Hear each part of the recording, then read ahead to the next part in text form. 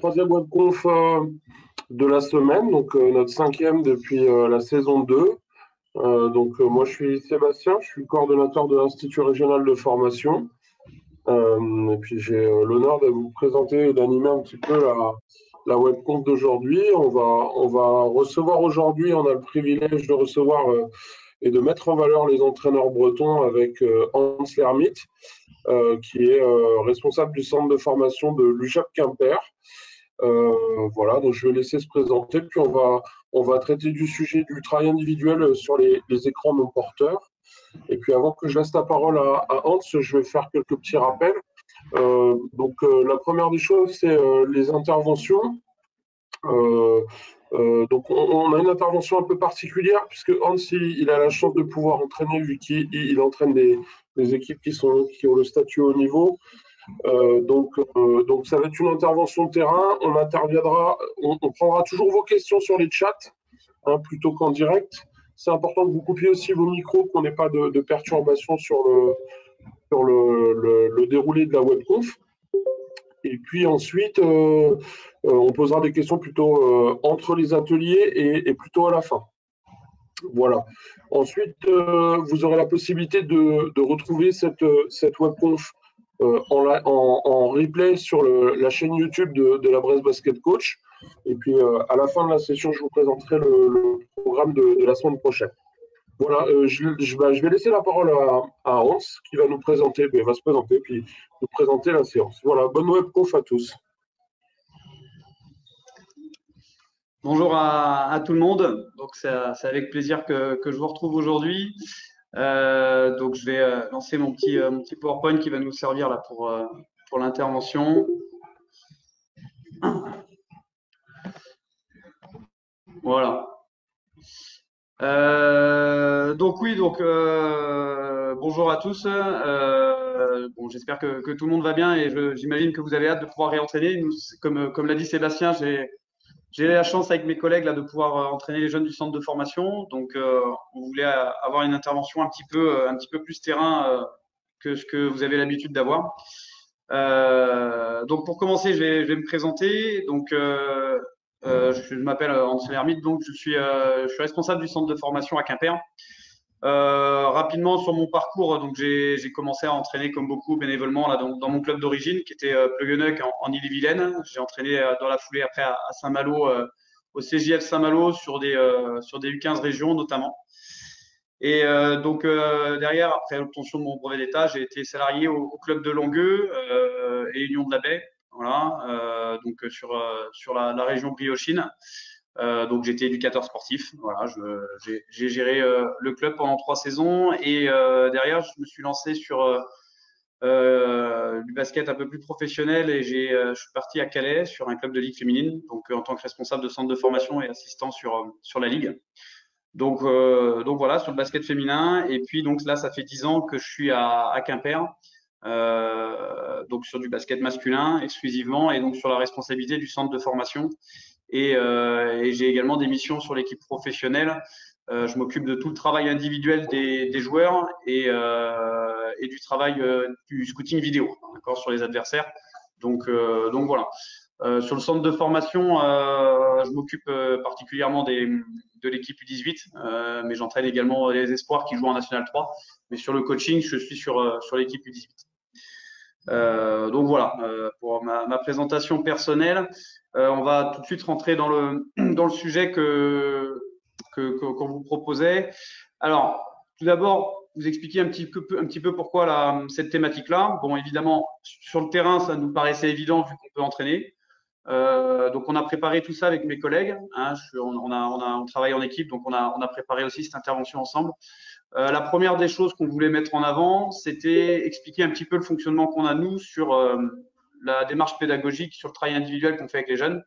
Parce que forcément, l'objectif numéro 1 sur le centre de formation, c'est de pouvoir faire évoluer les jeunes individuellement, dans un collectif, mais surtout dans le développement individuel. Donc voilà. Après, on s'est posé la question, qu'est-ce qu'il y a comme thème qui ne revient pas régulièrement sur ce genre de conférences ou sur les colloques. Il y a une thématique pour nous qui était très peu vue, c'était tout ce qu'il y a autour des écrans non porteurs.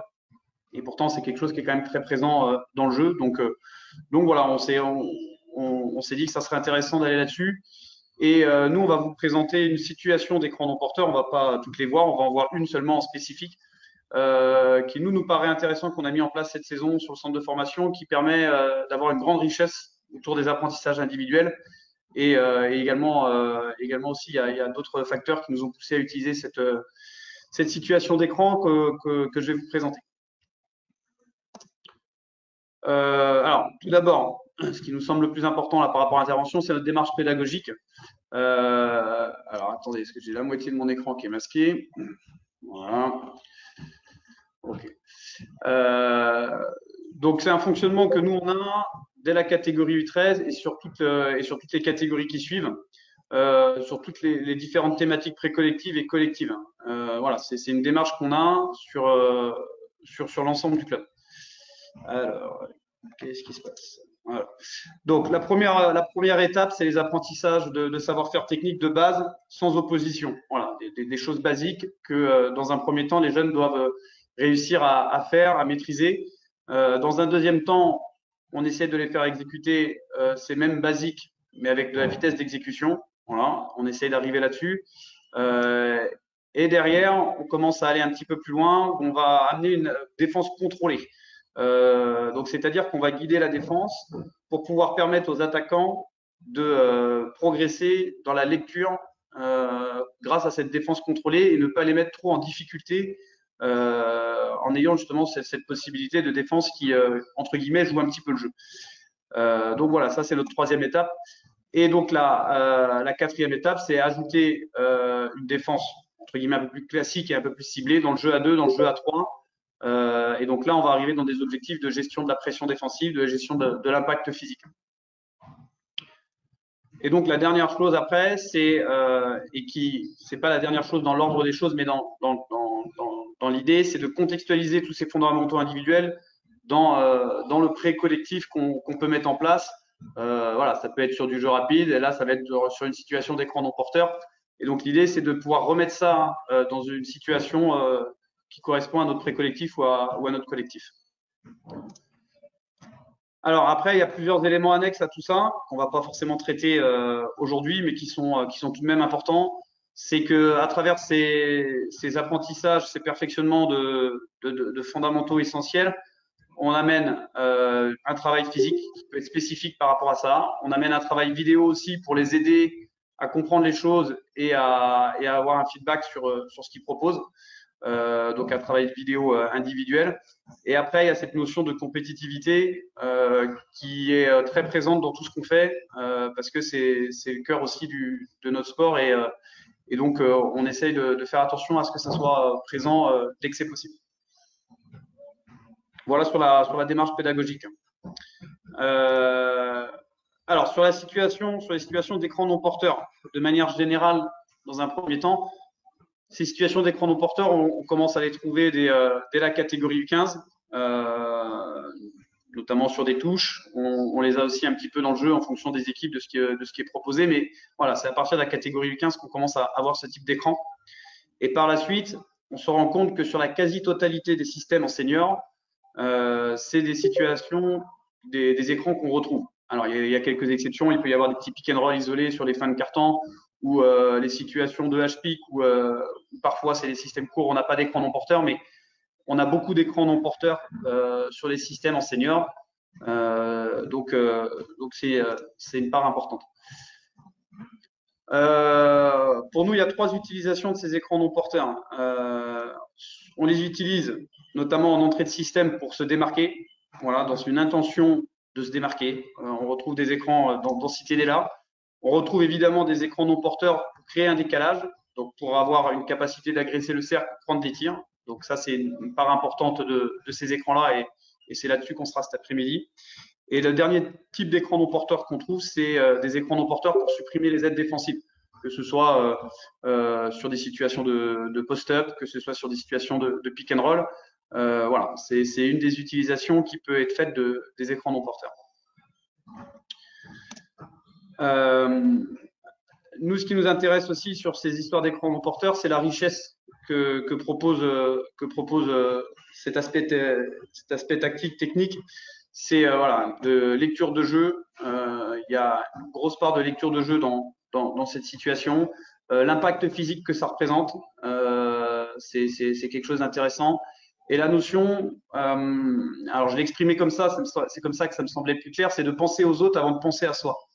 D'accord? C'est-à-dire que on est dans un sport qui est quand même très individualiste et le fait de poser un écran non porteur, c'est être capable d'apporter quelque chose à son collègue, de le mettre en valeur et de penser à lui avant de penser à moi, parce que forcément derrière, quand je pose un écran non porteur, derrière, je vais avoir une ouverture et peut-être que ça sera moi qui vais en profiter. Mais dans un premier temps, c'est je fais quelque chose pour mon coéquipier. Et donc la démarche un petit peu dans l'installation d'un collectif est intéressante aussi chez les plus jeunes. Donc voilà. Alors, on a listé un petit peu les basiques. On avait les savoir-faire techniques sur les écrans non porteurs. Alors, nous, on a intégré dans ces basiques le passeur, parce que pour nous, il a un rôle essentiel. C'est pas lui qui pose l'écran, c'est pas lui qui prend l'écran, mais il a un rôle essentiel dans la situation, de par son positionnement, voilà, qu'il soit capable de se positionner correctement par rapport à la situation d'écran et qu'il arrive à ouvrir un angle de passe. Qu'il soit dans une attitude agressive. Voilà, il y a une situation d'écran non porteur, il doit être dans la lecture, mais il doit être capable de rester agressif face à son vis-à-vis, et c'est pas toujours simple. Prendre les infos sur les défenseurs, c'est une étape importante. Souvent, il regarde le jeu, il regarde ses coéquipiers, mais ce qu'il doit regarder, ce que nous on insiste, c'est qu'il doit regarder ce que font les défenseurs. Ses coéquipiers vont réagir en fonction des défenseurs, donc s'il va avoir un temps d'avance sur la préparation de sa passe, il doit observer ce que font les défenseurs. Et la dernière chose, c'est la qualité de la passe, évidemment, par rapport à ce qu'il faudra faire.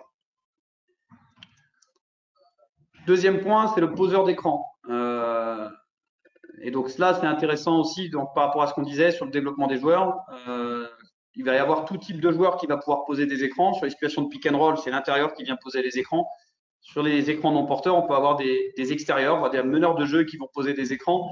Et c'est intéressant justement pour tout le développement que ça représente, que ce soit en qualité technique, mais aussi en qualité physique, être capable d'appréhender le contact physique. On sait que pour les jeunes, c'est pas toujours simple. Et donc là, ça peut être une étape importante pour développer ça. Sur le poseur d'écran, on a évidemment l'orientation de l'écran, voilà, la qualité de l'appui, les prises d'infos sur les défenseurs. Voilà, en fonction des défenseurs, comment je vais ouvrir, qu'est-ce que je vais pouvoir proposer comme suite, et les finitions. Voilà, les finitions qui va engendrer derrière l'ouverture sur la pose d'écran. Celui qui va utiliser l'écran. Oui. Excuse-moi, je rappelle juste que si vous avez des questions, vous pouvez peut-être déjà les poser maintenant sur le chat. Oui, avant que j'aille sur le terrain. Après. Ce sera sur le terrain. On fera un débrief à la fin, mais si vous avez déjà des questions à poser, hein, n'hésitez pas sur le chat. Hein.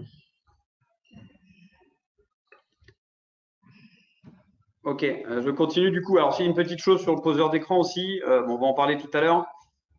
C'est la capacité, comme on disait, à penser à l'autre avant de penser à soi et à bien poser l'écran et à maintenir l'écran. Et c'est une des étapes importantes. Par rapport à celui qui utilise l'écran, alors il y a le timing. Voilà, être capable de prendre l'écran au bon moment.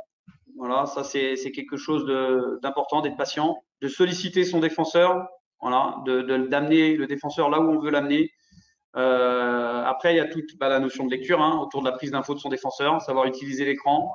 Qu'est-ce que me donne mon défenseur? Qu'est-ce que donne l'autre défenseur et comment je dois le sanctionner? Et évidemment, derrière, toutes les finitions, tous les tirs qui vont découler de cette prise d'écran. Donc voilà, ça c'est des savoir-faire techniques qui sont importants, quels que soient les types d'écran non porteurs. Après, plus spécifiquement par rapport à le type d'écran qu'on va proposer cet après-midi, donc ça va être une situation de pick-to-picker. C'est-à-dire qu'on va avoir un joueur qui va poser un écran et qui, derrière ce joueur qui a posé l'écran, va pouvoir profiter à son tour d'un écran. Alors, il y a énormément de situations de pick-to-picker, d'accord? On en voit beaucoup sur les touches, notamment. On en voit beaucoup sur les touches. Sur la flex offense, c'est exactement ça aussi. Nous, on va partir sur une situation un petit peu différente, mais qui reste assez basique. Donc, je vais vous la présenter. Donc, vous avez voilà, ici un extérieur dans l'aile, donc lui qui va jouer ce rôle de passeur. Un extérieur ici qui va venir poser un écran à un joueur intérieur pour venir proche du cercle.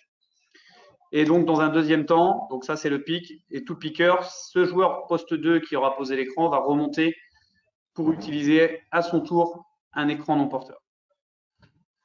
Donc, nous, ce qui se retrouve intéressant sur cette situation, donc c'est une situation d'enchaînement d'écran qui demande de la lecture et propose différentes options en fonction de la défense proposée. D'accord. Et pour nous, ça a été aussi une situation intéressante pour l'aide à la réception de les ballons sur les post-up. Sur nos deux équipes du centre de formation, alors sur l'équipe Espoir, on a des intérieurs qui sont plutôt fuyants. Ça les a obligés et aidés à avoir ces ballons proches du cercle. Et sur notre équipe U18, on a des intérieurs qui sont en apprentissage, qui sont donc en difficulté pour réussir à recevoir des ballons proches du cercle par eux-mêmes. Donc ça les a permis un petit peu de les mettre en confiance et de les aider là-dessus. Donc voilà la situation qu'on va proposer sur le terrain.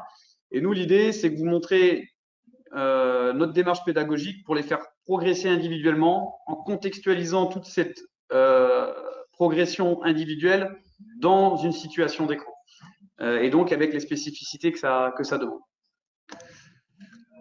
Après, cette situation, elle nous intéressait beaucoup parce qu'elle demande de la polyvalence au niveau des joueurs. Et on sait que dans la formation du joueur, c'est important qu'on amène cette polyvalence.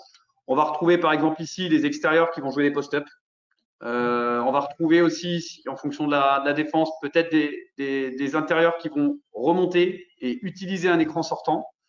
Donc voilà, c'est cette polyvalence qui est aussi assez intéressante qu'on recherche nous sur le centre de formation. Après, moi j'ai une première question pour toi, Hans. Ouais. Est-ce que ces organisations-là, elles sont invariables en fonction des années, ou est-ce que au fur et à mesure des groupes et au gré des qualités des groupes que vous avez, vous pouvez moduler et changer un petit peu, adapter un petit peu à votre public ces formes-là? Ou est-ce que c'est vraiment un canevas que vous utilisez jusqu'à, je pense, l'équipe professionnelle et qui est plutôt invariable, ou est-ce que c'est mouvant? Alors, il y a plusieurs choses. On a des basiques qu'on garde saison après saison, voilà, qui nous semblent importants à donner aux joueurs dans leur cadre de leur formation. Ça, c'est la première chose. La deuxième chose, c'est que oui, en effet, ça découle de l'équipe de Pro B. On essaye d'avoir une cohérence Pro B, centre de formation, par rapport aux joueurs qui passent d'une équipe à l'autre, pour essayer d'éviter de les perdre. Donc, il y a une totale cohérence avec l'équipe de Pro B. Et après, en fonction des équipes, que ce soit U18, M3 ou Pro B, on a quelques spécificités par rapport au profil de joueurs qu'on a. Voilà. Mais de manière générale, c'est ça. Il y a des basiques sur le centre de formation, saison après saison. On a des choses qui découlent de la Pro B également. Et après, il y a quelques ajustements en fonction des profils d'équipe. Pour finir, avant d'aller sur le terrain, l'organisation de la séance, pour que vous compreniez comment fonctionne. Là, mes collègues, ils ont déjà démarré la séance. On a 3 ateliers de 15 minutes par poste de jeu. Avec donc, en fait, cette situation, elle est le pick-to-picker, elle est précédée d'un premier temps fort. Et à la fin, après ce pick-to-picker, on a un troisième temps fort qui est la situation de pick and roll dans l'axe. Donc en fait, mes collègues, il y a un groupe qui a commencé à travailler là-dessus, un autre groupe qui a commencé à travailler sur la situation de pick-to-picker et un troisième groupe qui est sur cette situation de pick and roll dans l'axe. Et donc les groupes passent d'un atelier à l'autre pour pouvoir travailler dans notre démarche pédagogique que je vous ai présentée tout à l'heure. Donc nous là sur la séance là avec vous, on va faire donc 15 minutes avec un groupe d'extérieur et 15 minutes avec un groupe d'intérieur sur cette situation-là. Et donc derrière, forcément, ça on le verra pas avec vous, mais on mettra en opposition les jeunes pour retrouver ça sur du 4 contre 4. Voilà. C'est le moment d'aller sur le terrain. Je ne sais pas s'il y a des questions avant que je bascule. Situation de pick-to-picker. On a 5 joueurs intérieurs, dont un qui ne peut pas faire l'opposition, donc il ne faudra pas vous étonner de ne pas le voir dans l'opposition. C'est bon les gars, on va prendre 4 ballons. 4 ballons.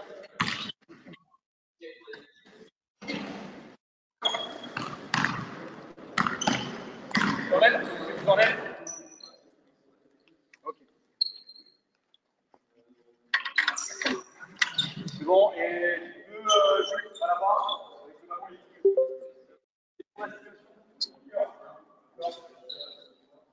On va juste commencer. avancer sur ce qu'on veut faire en priorité, c'est-à-dire amener le défenseur dans l'écran, voire l'obliger à passer au-dessus ou pire.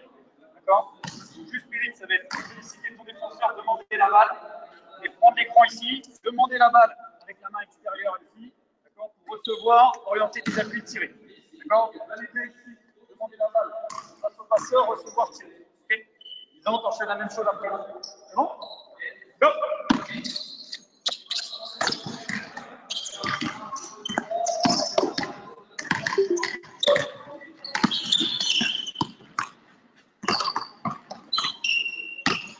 Alors là, sur la situation, ce qui est important, c'est vraiment qu'ils arrivent à solliciter leurs joueurs et à demander la balle avec, là, donc Eric avec sa main droite pour avoir un angle de passe.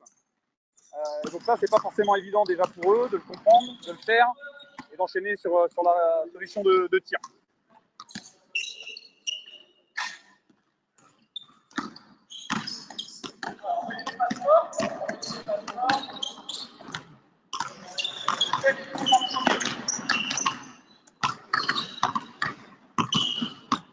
Voilà, l'objectif, c'est vraiment qu'ils soient dans la vitesse d'exécution, parce qu'on est dans un petit périmètre. Donc, ils arrivent à recevoir et à vite tourner la tête en premier pour prendre l'info sur le panier pour voir où ils sont. Et derrière s'appliquer sur le tir. Ok, top. Regarde, on enchaîne.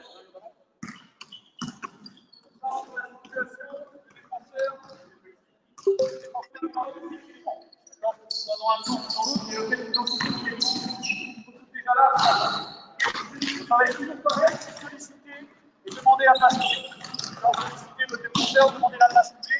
Bon, go.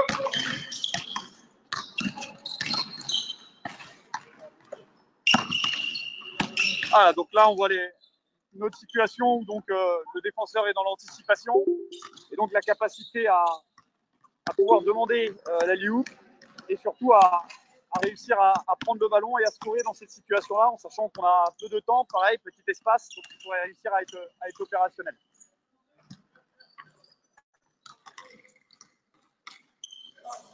Alors, on s'appuie sur la passe.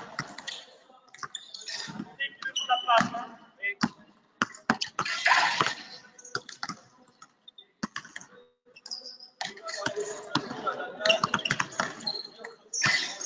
alors, on va passer assez vite sur chaque situation pour vous montrer la totalité de démarche pédagogique, mais évidemment, on prend un peu plus de temps habituellement sur chaque étape pour pouvoir faire évoluer les situations.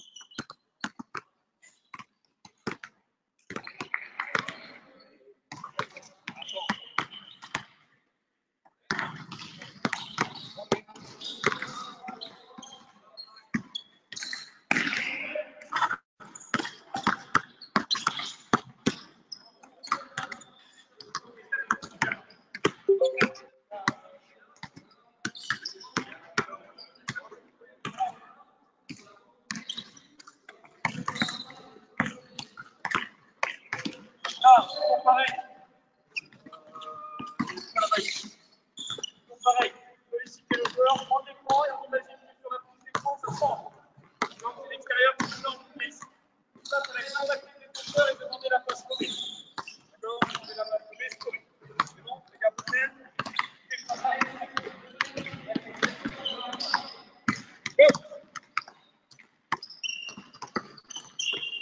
Voilà, donc là on est sur une situation où ça change et donc il faut réussir à impacter le défenseur.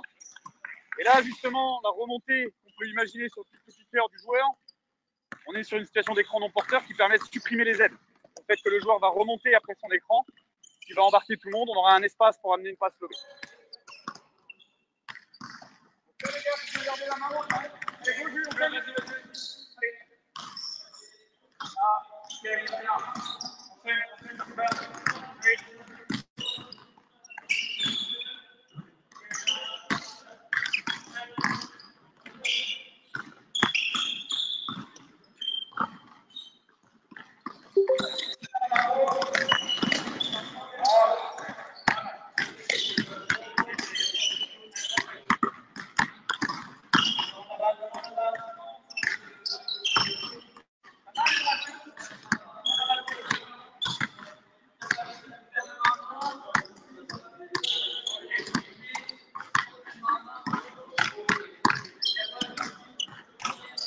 vous avez vu sur l'orientation du joueur sur la passe lobée, il reste face au jeu. D'accord? Donc il est dos à la planche pour rester face au jeu. Ça, c'est une notion importante aussi sur la demande sur les passes lobées. Okay.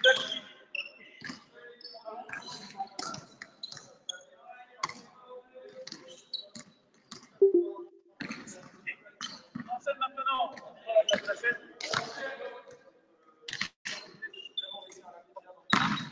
ici à 3 points.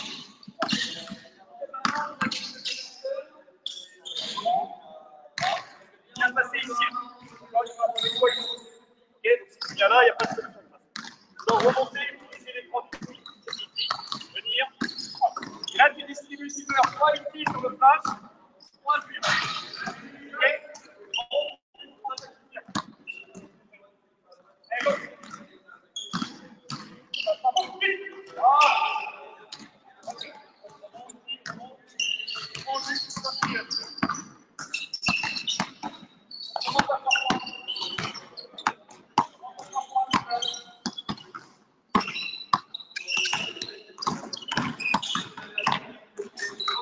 Donc là, on est dans une situation qu'on n'a pas encore vue avec les jeunes.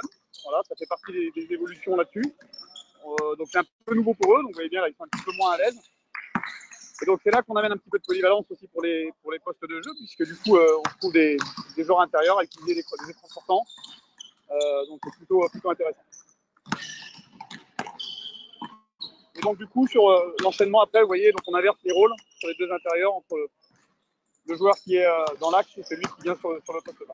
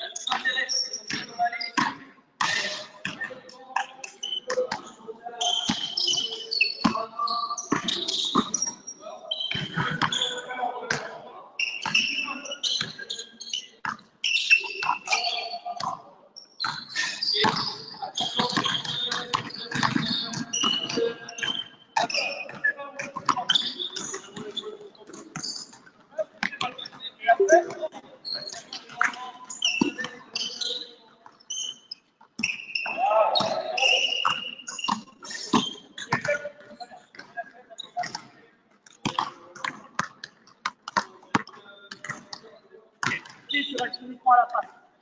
Okay, ça marche? Ça va?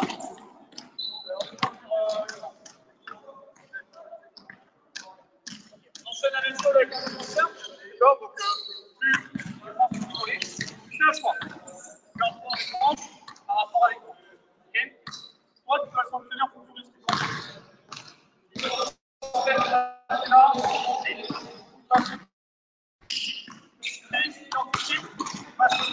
Quand tu as les 3 options, il n'y a pas d'histoire d'apacité, il n'y a pas de défense. Une fois que tu as fait après, c'est juste lui qui soit dans la lecture, c'est ça qui m'intéresse. Tu les prends après.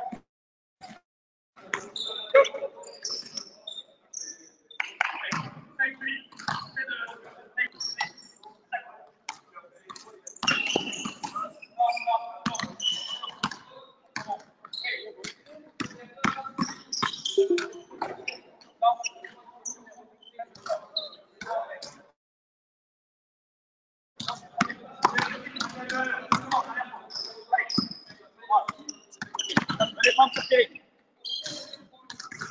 voilà, là on arrive sur la situation de défense contrôlée, qui nous permet aux joueurs d'être dans la lecture et sans être dans la difficulté de l'opposition. Allez Julien, un peu plus vite ta passe. Plus vite, plus vite.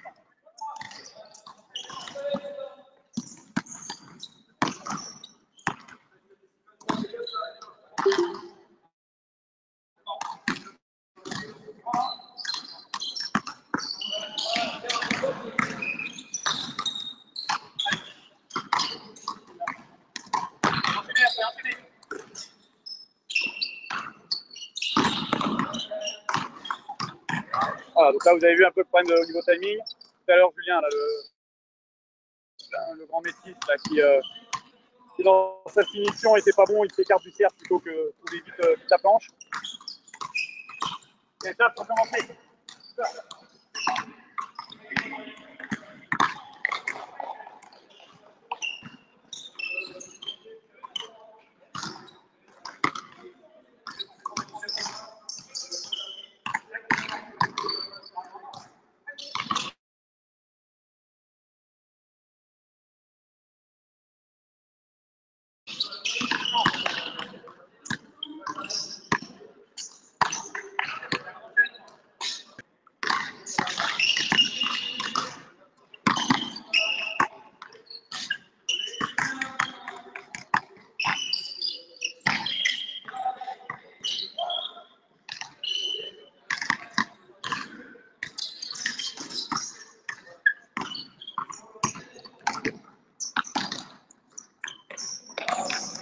Ok, bien.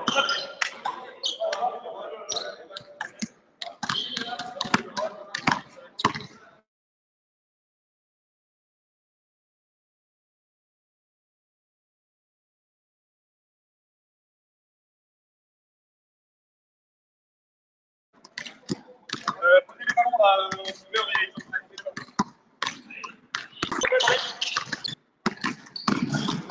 on va faire 2 contre 2 là-dessus. Okay. Toi dans l'aile, Silver. Tu vas sauter d'un côté.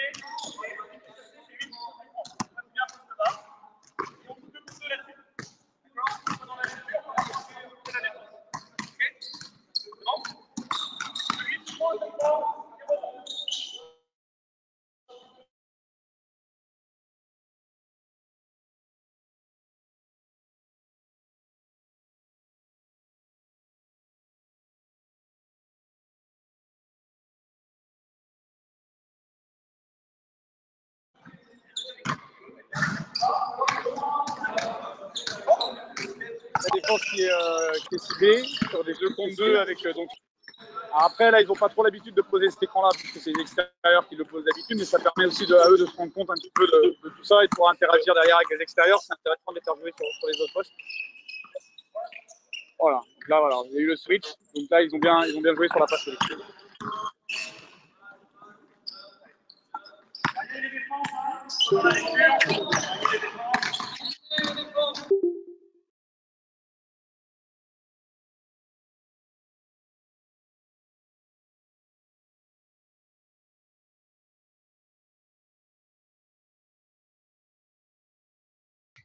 On t'a entendu au début et en fait, les 2 dernières situations étaient, enfin, notamment plutôt même la dernière avec le 2 contre 2, on n'avait plus le son du tout. D'accord. Bon, Bon, juste pour répéter sur le 2 contre 2, on est arrivé sur la défense un petit peu plus ciblée. Donc voilà, donc l'idée c'était de pouvoir mettre un peu en application ce qui était donné. Et voilà, ce qu'on peut voir dès qu'on arrive sur de l'opposition réelle, c'est un petit peu plus compliqué dans la lecture, c'est un peu plus compliqué techniquement. Donc c'est pour ça qu'on a les étapes un petit peu avant qui nous permettent de progresser et d'être un peu dans la réussite. on a une question d'Aurélien qui demande en fait quand le 5 utilise l'écran du 2 là, Oui. l'idée c'est il reçoit le ballon sous le cercle. Est-ce qu'il passe tout le temps en dessous ou est-ce que quelquefois on autorise à passer au-dessus de l'écran? Alors, en fait, la priorité, c'est qu'on arrive à passer en dessous pour créer justement du spacing entre les différents joueurs. S'il est amené à passer au-dessus de l'écran, ça veut dire que le défenseur est passé en dessous. Et à ce moment-là, on leur demande de remonter. Voilà, toujours par rapport à cette histoire de spacing. Et là, c'est à ce moment-là qu'on lui demande de remonter dans l'axe à 3 points pour pouvoir sanctionner la défense qui est passée en dessous. Ok. De la même manière, un peu dans la même idée, sur l'écran sortant, sur le deuxième écran, est-ce que vous autorisez les curls quand les défenseurs suivent? Est-ce qu'ils suivent? Est-ce que ça arrive? Alors, on va justement voir ça avec les extérieurs tout à l'heure. Et oui, évidemment, après, sur les écrans sortants, on va le voir avec les extérieurs. On a la lecture autour de cet écran-là qui va arriver. Ouais. Et le travail d'appui sur la réception, donc vous demandez de réceptionner sur un temps ou sur 2 temps, c'est-à-dire de s'orienter tout de suite déjà face au cercle pour pouvoir vite prendre le tir, ou est-ce que tu demandes de bien positionner les appuis pour être puissant après en pivotant pour se mettre face au cercle? Sur le On est vraiment, nous, dans beaucoup de choses sur le fait de faire des arrêts alternatifs pour être stable. Surtout là, nos grands, ça explose vite au contact. Donc, on leur demande d'être très fort sur un appui et d'être sur des arrêts alternatifs. Ok.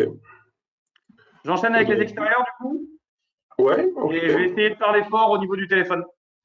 Ouais, ouais, écoute, bon, bah, écoute, on fait des essais techniques aussi, hein, c'est pas. C'est clair.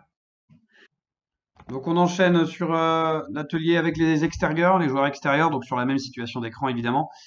Donc on va commencer sur des basiques sans défense, voilà, par rapport à la situation et surtout en corrélation avec ce que ce que pourra proposer la défense par la suite.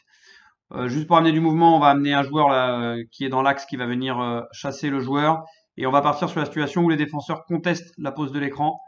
Donc du coup on va venir tout de suite ouvrir, flasher et demander la balle sur le post-up. Donc on arrive sur une situation où justement les extérieurs n'ont pas forcément l'habitude de jouer sur des post-up. Donc ça peut être intéressant toujours dans l'histoire de la polyvalence des joueurs. Ce qu'on va leur demander, c'est de jouer très vite ce post-up.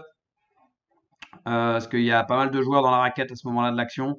Donc d'être capable de jouer vite le post-up avec ou avec un dribble maximum, ou sans dribble, ça sera encore mieux, et en priorité sur la ligne de fond vu qu'il y a peu de monde.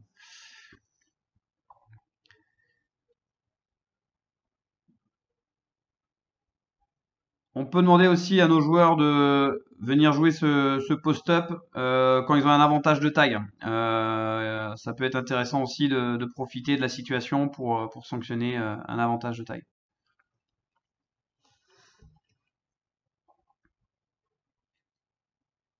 Par rapport aux passeurs, donc ce qu'on leur demande, c'est vraiment de venir très bas, parce que après, donc avec la situation avec l'intérieur, il viendra flasher très bas. Donc il faut qu'ils aient un angle de passe. Le repère qu'on donne, c'est le petit coude là qui est au niveau de la ligne à 3 points. Donc c'est ce repère qu'on leur donne pour qu'on puisse avoir un angle de passe intéressant.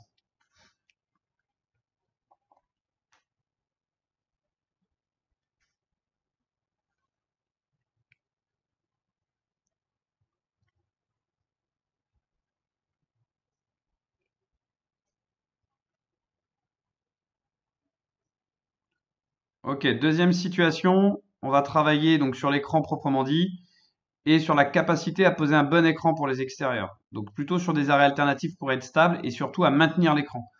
Parce qu'ils ont souvent du mal à faire les extérieurs, ils sont très impatients et ils enchaînent sur la suite de l'action. Donc travailler là-dessus sur la capacité à poser l'écran et à amener un petit flash pleine raquette. Donc ça c'est une situation qu'on peut retrouver notamment sur le manque de collaboration entre les deux défenseurs qui sont aspirés par l'intérieur. On peut avoir un flash assez simple ici, pleine raquette. Même chose, on va demander une finition assez rapide compte tenu du nombre de joueurs présents. Donc soit sur réceptionner tout de suite amener le petit hook ou à ce moment-là aller sur le côté gauche où il n'y a pas de joueurs pour pouvoir amener une finition un peu plus proche du cercle. Donc même chose, ça fait appel un petit peu à des aspects techniques que les extérieurs n'ont pas l'habitude là sur les lâchers. Donc c'est plutôt intéressant dans le cadre de la formation.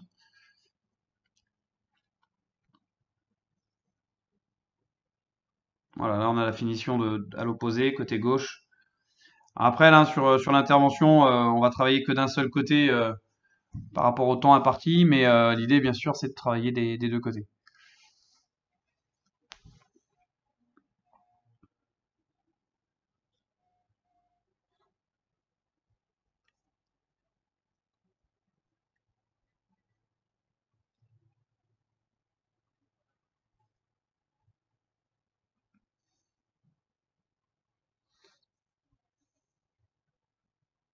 Voilà, cette finition là elle est pas bonne, il y aura l'intérieur qui sera côté ballon, elle sera pas possible là.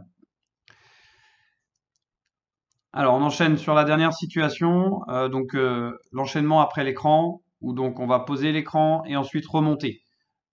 Là on va laisser le choix aux jeunes sur la finition, soit de curler si donc le défenseur suit, soit de sortir dans l'axe à 3 points si le défenseur est en retard ou dans l'écran, et donc aussi avoir la possibilité de jouer le flair si le défenseur passe au-dessus. Voilà, comme Benjamin vient de le montrer à l'instant.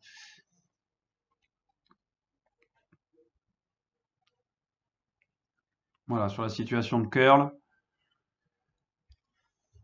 Donc là, après, il y a un gros travail vraiment spécifique à faire là-dessus, sur cette lecture. La situation fait que souvent, on se retrouve avec un défenseur qui est en retard. Donc souvent là, les joueurs ressortent à 3 points dans l'axe et obtiennent des solutions de tir. Là, au niveau du passeur, ce qu'on va demander, c'est vraiment donc d'être très bas, là où il y a mon pied droit là actuellement, pour pouvoir trouver l'intérieur. Et au moment où la solution à l'intérieur sera plus possible, au moment où le joueur va remonter, d'être capable de changer de main pour s'ouvrir un nouvel angle de passe plutôt en haut. Et donc de se décaler sur 1 ou 2 mètres pour avoir un bon angle de passe. Donc il y a vraiment ce travail sur le passeur à faire. Bon, dans la lecture évidemment, et surtout techniquement dans l'enchaînement dribble-passe.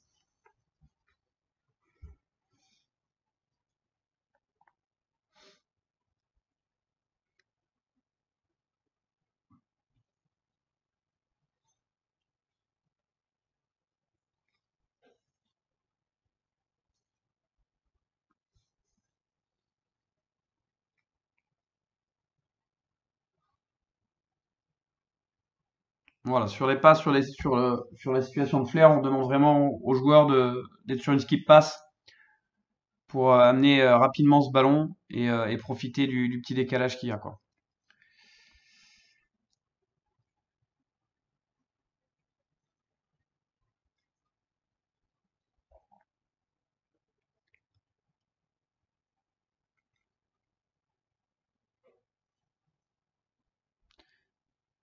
Alors, on va enchaîner sur une nouvelle situation où on va commencer à amener de la défense.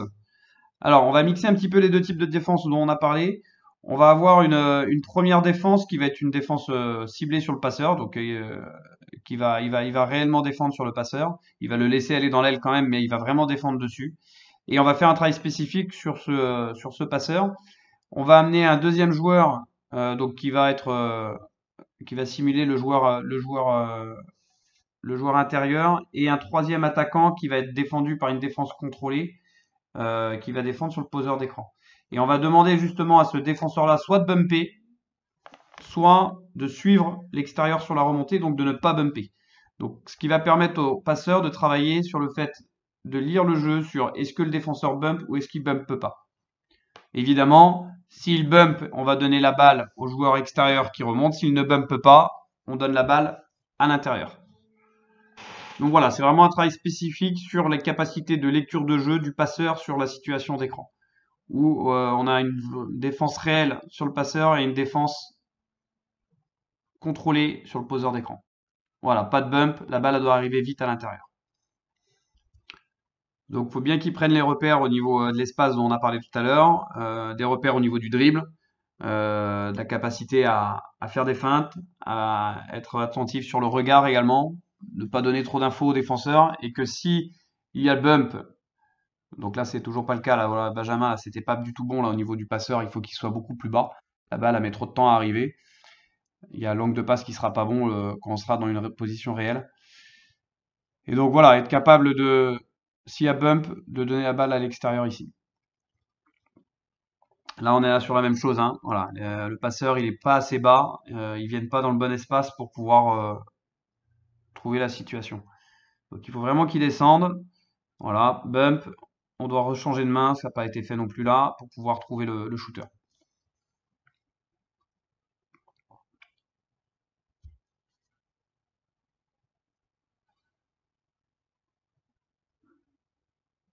Voilà, bump, on trouve tout de suite l'extérieur. Donc il faut vraiment faire preuve pour le passeur de qualité de lecture et surtout dans le dribble, de capacité dans le dribble, à protéger sa balle, à changer de main vite et derrière de qualité de passe. Voilà, là on n'est pas trop mal. Voilà, ok, et le changement de main, donc là c'est fait sans le dribble pour pouvoir trouver la passe.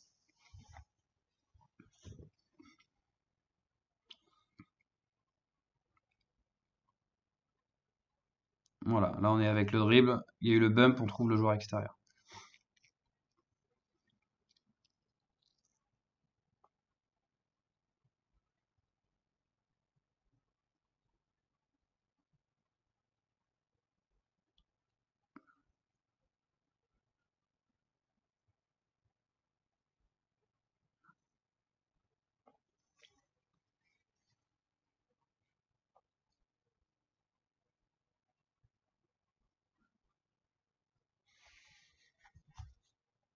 Bon, désolé pour la qualité de la vidéo actuellement.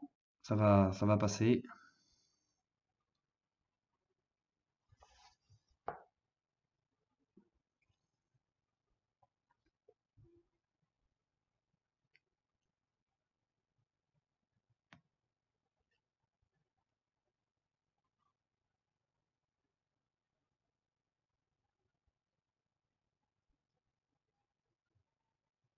Alors, on enchaîne sur une autre situation qui va être la même situation là qu'on a fait avec les intérieurs sur du 2 contre 2.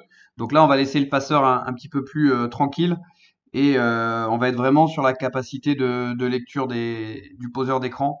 Donc voilà, donc là le passeur il va avoir plus de liberté pour bien amener les passes et on est sur un travail différent. On joue réellement le 2 contre 2, les deux défenseurs défendent et donc on arrive à trouver des solutions là-dessus.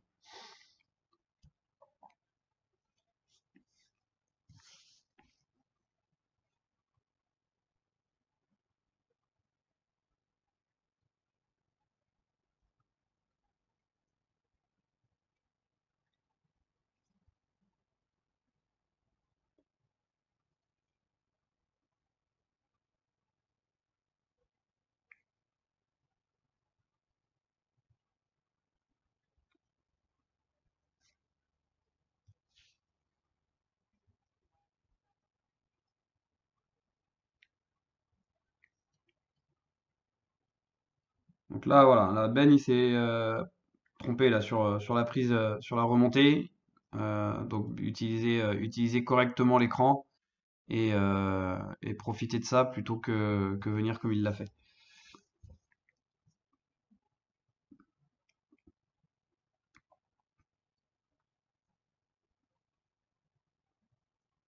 Bon là pour le moment on trouve beaucoup de solutions dans le jeu intérieur parce qu'il y a pas trop de collaboration entre les extérieurs. Voilà, là on a une situation où Benjamin aurait pu curler là sur la prise d'écran vu que Evan n'avait pas trop était plutôt en train de suivre et pas trop en retard. Bon, il a quand même réussi à obtenir le ballon.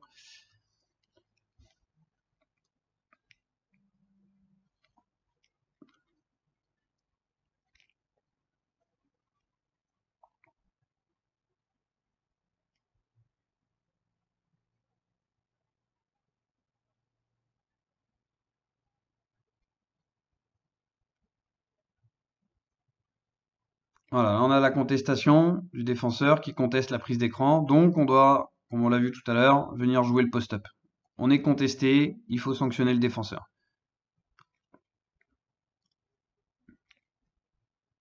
Voilà, et là on peut jouer. Donc toujours pareil, il faut que le passeur soit prêt à amener des bons ballons.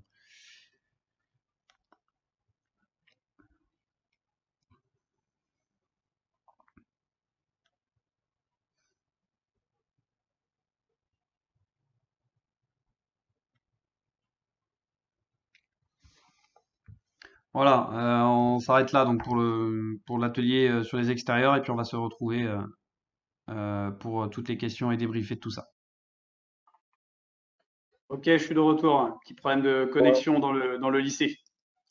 Ok, Hans, ouais, on a vu les situations, parce que la vidéo Ouais. passait bien. Par contre, on a eu des problèmes de son. On n'avait pas de son du tout. Donc, Ah, pas de son du tout. non, il n'y a pas eu de son du tout sur la deuxième séquence. Mais c'est pas grave, au moins on a vu les gens ont pu voir les situations. Et puis, on va pouvoir peut-être reprendre situation par situation pour voir les consignes que tu as Ouais, données. voilà, ouais. Pour résumer un petit peu ce qu'on a fait avec les joueurs extérieurs.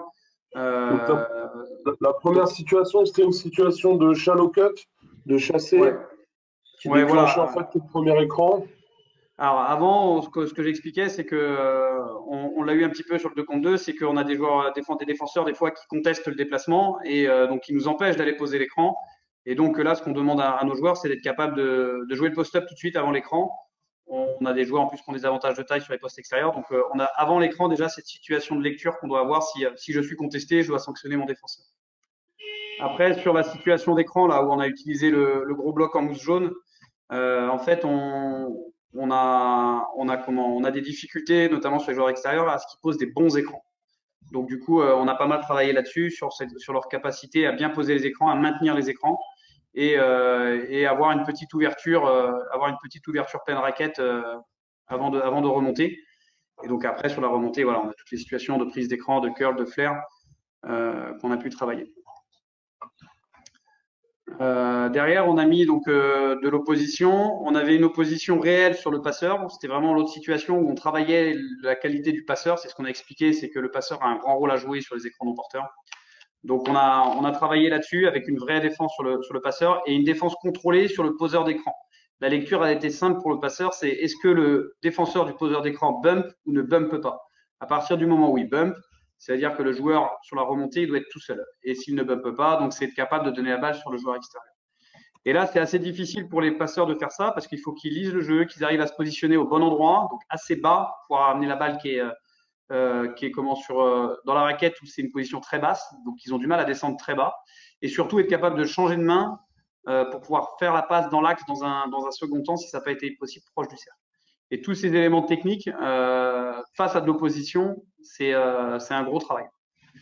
Voilà, et après on est arrivé sur une situation de 2 contre 2 classique où on a laissé le passeur tranquille par contre, et on était plus dans la lecture sur le 2 contre 2. Donc en fait, c'est des situations qui sont faites par étagement, c'est-à-dire partir du simple pour aller vers le compliqué. Je suppose, tu pars des situations à vide, et puis ensuite tu les contextualises de plus en plus avec une défense raisonnée au départ. On a une question de Pierrick Lecor sur des consignes particulières par rapport à l'ouverture. Est-ce que tu donnes des consignes particulières par rapport aux ouvertures? Est-ce que c'est plutôt vers le ballon? Est-ce que c'est plutôt vers l'extérieur? Ou est-ce que c'est au libre choix du poseur d'écran sur l'ouverture ou par rapport à la défense? Non, c'est pas au libre choix. Ça demande une cohérence. Là, par exemple, sur l'ouverture, bon, ici c'est une situation spécifique parce que après un écran non porteur, on a une situation de pick-to-picker. Donc forcément, l'écran, l'ouverture, elle se fait dans un premier temps pleine raquette, comme vous avez pu voir, et après sur l'ouverture plus loin du cercle. Après, sur les ouvertures de manière générale sur les écrans non porteurs, ça va dépendre de la défense. Ça va dépendre de la défense de ce qu'elle propose. Voilà, si elle est face à moi, je vais peut-être demander l'orientation inverse et vice versa, quoi. Donc après, ça dépend vraiment de la défense et de ce qui est recherché à travers l'écran non porteur par rapport aux ouvertures. C'est la même chose sur une situation type d'un écran non porteur sur une situation de curl. Ben voilà, l'ouverture va être complètement différente si le joueur extérieur il amène un curl que s'il amène un flare, que s'il prend l'écran normalement. Donc il n'y a pas de, on est dans la lecture. En fonction de ce que va faire les défenseurs et en fonction de ce que va faire mon coéquipier sur la prise d'écran, mon ouverture va être différente. Est-ce qu'il y a des joueurs que tu interdis de poster sur tes postes 2, sur les ouvertures sur le premier écran? Est-ce qu'il y a des joueurs qui sont trop petits, par exemple, ou qui n'ont pas d'aptitude sur le post-up, à qui tu dis, toi, quoi qu'il arrive, tu ressors? Ou est-ce que c'est vraiment tous les joueurs peuvent passer? Alors, on n'interdit pas grand-chose, en fait, que ce soit dans la situation que tu dis de petits qui postent ou de big men qui tirent à 3 points. Non, on n'est pas dans l'interdiction. Après, on leur demande de la cohérence dans les choix qu'ils font. Voilà, si le gars il se sent capable d'aller poster, ben, qu'il le fasse. Après, il faut que ça soit cohérent. Est-ce qu'il a le rapport de taille? Est-ce que le gars en face il a des fautes? Est-ce que c'est cohérent par rapport à ce qu'on veut faire? Voilà, on n'est pas dans l'interdiction, on est plutôt dans le libre choix, mais on demande que ça soit cohérent ce qu'ils peuvent proposer les jeunes, quoi. Ok. Est-ce que vous avez d'autres questions à poser sur le chat ou ça peut même être en live, hein, vous pouvez aussi mettre votre caméra, c'est pas gênant. Moi, le temps que les questions se posent là, est-ce que vous demandez des dribbles et quand vous demandez des dribbles sur l'écran sortant? On a vu un joueur là qui avait une tendance un petit peu à poser systématiquement un dribble en sortie d'écran. Est-ce que ce dribble-là, il peut pas être effacé parce que ça peut redonner un temps au défenseur pour rattraper son retard, ou est-ce que c'est en fonction des lectures? Est-ce qu'on les laisse aussi avoir un petit peu d'aisance en se stabilisant avec un dribble ou pas? Alors, sur la sortie là, sur cette sortie-là, là, dont on est en train de parler, il y a plusieurs choses. Quand on prend cette situation-là, souvent ils ressortent dans l'axe ici, d'accord, parce qu'il y a un vrai retard défensif et donc on trouve des tirs ici. C'est très rare qu'on vous trouve la situation de curl. D'accord? Parfois, ça arrive, parfois, c'est plus sur réception attaquée. Après, donc, on demande à ce joueur-là de se pousser dans le corner pour libérer de la place. Nous, on est vraiment dans l'objectif de recevoir. Et ici, c'est quand ils reçoivent la balle, c'est pour jouer, c'est pour eux. Il n'y a pas c'est vraiment dans cette volonté-là. Donc, c'est être dans un premier temps dans la volonté de tirer et après d'être agressif. Après, comme j'ai expliqué au tout début, sur cette situation-là, nous, dans la continuité, si on n'arrive pas à trouver le tir ici, on aura une situation de pick and roll entre le poste 2 et le poste 4. Donc voilà, donc il peut y avoir un petit dribble de décalage. Nous, ce qu'on veut, c'est qu'ils sortent de cet écran-là et qu'ils soient agressifs pour créer. Donc le dribble en soi, si c'est un dribble qui paraît inutile, pourquoi pas, mais s'il dribble sur cette situation, c'est pour être agressif ou pour se replacer pour enchaîner sur le pick and roll. Ok. Est-ce que vous avez des questions à poser? Mon ami Vincent Chetaille doit bien, qui est CTS à la région PACA, doit bien nous poser une petite question, puisque c'est un féru du jeu d'écran, me semble-t-il. Ou est-ce qu'on peut clôturer? N'hésitez pas. Alors juste un petit truc avant de clôturer là. Alors lui, voilà, forcément ça fonctionne pas. Ça c'est une situation donc qui était nouvelle pour les jeunes qu'on n'a pas utilisé la saison dernière. Et les 3 premières problématiques qu'on a eues sur le court début de saison, on a pu faire 4 matchs, là, que ce soit les espoirs ou les 18, c'est ces 3 paramètres-là qui nous ont posé problème. La qualité de la pose de l'écran de la part de l'extérieur. Souvent, ils voulaient déjà penser à eux sur la remontée avant de poser l'écran. Alors là, il y a un petit… Voilà, vous voyez plus rien à l'écran, c'est super. Hein. Il y a un petit F qui est venu se mettre là, je ne sais pas pourquoi. La deuxième problématique, c'est l'impatience des intérieurs. Même chose, et au niveau du timing. On avait du mal à avoir des intérieurs patients qui n'arrivaient pas à attendre l'écran. Et la dernière chose, c'est la qualité de la passe et la zone de réception de balle où ça a posé problème. Qualité de la passe, bon, ça vous comprenez. Et la zone de réception de passe, c'est-à-dire que les intérieurs, au lieu de se stopper leur course dans la raquette parce qu'ils étaient tout seuls, ils continuaient. Et au lieu de recevoir la balle dans la raquette, ils recevaient souvent la balle en dehors de la raquette. Voilà, c'est les 3 principaux problèmes qu'on a eu sur ce début de saison sur ce type d'écran. Donc on a une petite question de Monsieur Chetaille. C'était à peu près sûr. Quand même. Et il dit quand D2 et D3 permutent sur la remontée de 2, quand il y a un changement, quelles sont les consignes pour l'attaquant? C'est-à-dire quand le D4 va sortir sur le 2 et inversement. Là, ici, là? Oui. Sur le switch ici? Oui. Voilà. Alors sur ce switch-là qui arrive, notamment parce qu'il y a du retard. Il y a du retard. La première chose, c'est l'ouverture du 4, mais pas du coup dans la zone de ballon pas côté ballon parce qu'il y a le poste 5, donc c'est avoir cette ouverture-là. On trouve des paniers là-dessus, sur cette ouverture ici. Et derrière, sur le switch, si on n'a pas réussi, c'est être capable de transférer le jeu, soit pour trouver le poste 2 dans le rapport de taille dans le 1 contre 1 dans l'axe, parce qu'on arrive quand même sur la fin de possession, soit transférer complètement le jeu pour retrouver l'avantage de taille sur l'intérieur. Mais voilà, la première option, c'est l'ouverture et après, c'est profiter des mismatchs. Et en fait, c'est moi qui ai mal lu, mais Vincent demandait s'il y a un switch entre D2 et D3. C'est-à-dire ton joueur qui est au corner plutôt. D'accord, oui. Alors ça, c'est des choses. Bon, ça, c'est des choses chez les jeunes qu'on voit pas. Par contre, qu'on voit en senior. En effet. Et donc là, ce qu'on demande aux joueurs, c'est d'avoir l'intelligence ici sur le poste, l'attaquant poste 4, de poser l'écran sur le D3 qui est à l'opposé, qui donc va amener le switch et être capable de poser cet écran-là et de faire remonter le poste 3 au lieu de faire remonter le poste 2. Je ne sais pas si je suis très clair. Voilà. Ouais. Quand les équipes proposent ce type de défense, le poste 2, on ne le fait pas remonter. Il va dans le corner et c'est le poste 3 qui vient sanctionner la défense.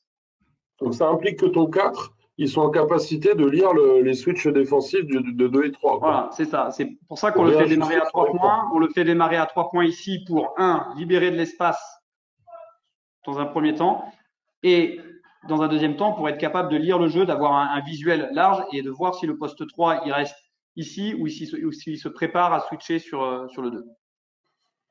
Ok. Ok, très bien. Bon, après, peut-être, moi, je peux te poser encore une dernière question. Je pose toujours beaucoup de questions. Pour moi, le jeu d'écran, il y a des préalables au jeu d'écran. Est-ce que vous les prenez en compte Donc là, je ne viens pas sur le centre de formation, mais sur ce qui se passe avant. Est-ce que quand vous avez des groupes qui sont déjà pas en capacité de se démarquer, de respecter des espaces, est-ce que vous allez vaille que vaille sur les écrans ou est-ce que vous continuez ce travail de formation jusqu'à temps qu'il y ait des prérequis en fait qui soient acquis avant d'aller sur du jeu d'écran? Mais c'est une bonne question parce que c'est ce qu'on se pose souvent avec le staff. Après, nous, on est vraiment dans cette optique de former les gamins. Alors après, ça nous coûte parce que notamment, alors autant en N3, on n'a pas trop de soucis parce que le niveau technique de nos joueurs sont un peu plus supérieur et puis surtout en N3, ça défend un peu moins fort. C'est triste à dire, mais c'est la vérité, ça défend un peu moins fort en individuel. En U18, ça défend très très fort et les jeunes ont vraiment du mal à se démarquer tout seuls, que ce soit les extérieurs ou les intérieurs. Donc nous, on a un peu un mixte des deux, c'est-à-dire qu'on a des situations où on leur demande de se démarquer tout seul, voilà, et on a des situations où on a des situations d'écran parce que ça fait partie de leur formation. Mais il faut pas non plus, je pense, trop vouloir les aider et faciliter certaines choses. Il faut qu'on les fasse bosser pour qu'ils réussissent à un moment donné, dans cette situation-là, en tout cas, à se démarquer seuls.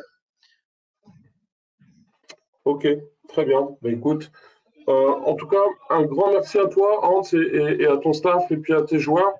Ça fait plaisir de pouvoir revoir un petit peu l'entraînement, malgré bon, les petits problèmes techniques, hein, on s'en excuse. Je vous cache pas qu'on essaye aussi différents formats hein, pour pouvoir être un peu plus attractif.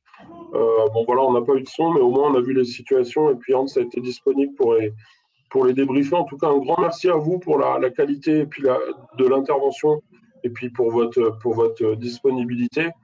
Euh, je peux te laisser le mot de la fin, puis après, je vais parler des webconf de la semaine prochaine rapidement, puisqu'on a un peu débordé.